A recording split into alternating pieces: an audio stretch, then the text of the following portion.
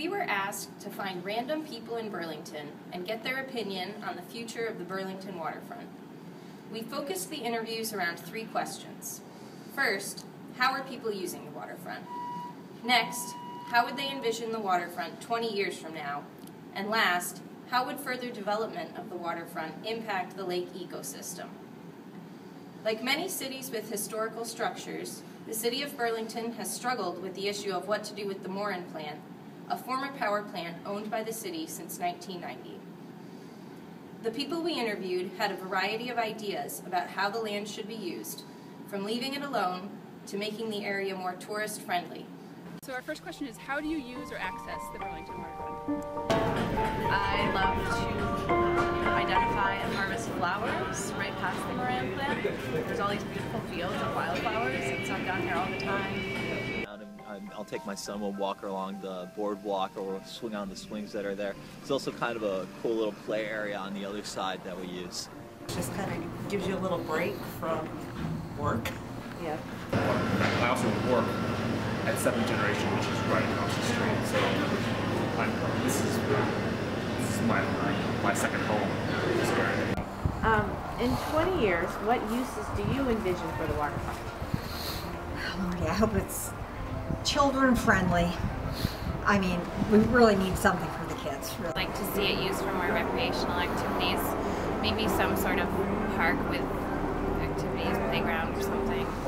I hope that there will be remediation efforts so that it becomes more of a green space, and there's, lots of gravel, old parking lots, concrete.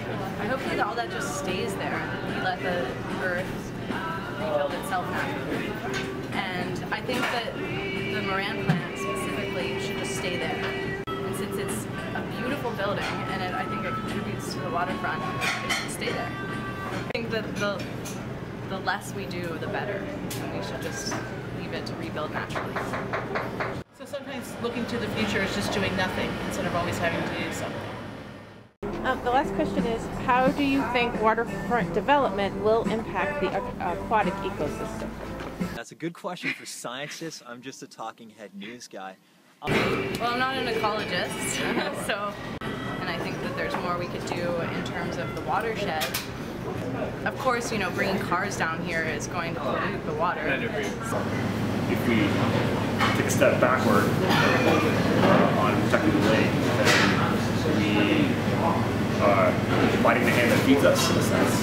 Because a clean lake is really the heart, I think, of the city. You can see, The green. well, there's algae, but you can see where gas is leaking and that type of thing. Yes, definitely. It'd be nice to have it clean enough so we can stick our feet in the water on our breaks.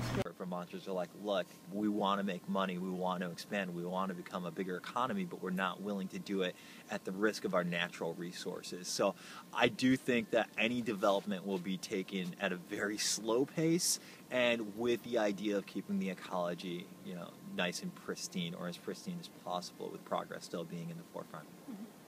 Great. I love watching the birds, so we want to keep it, good for the the wildlife and.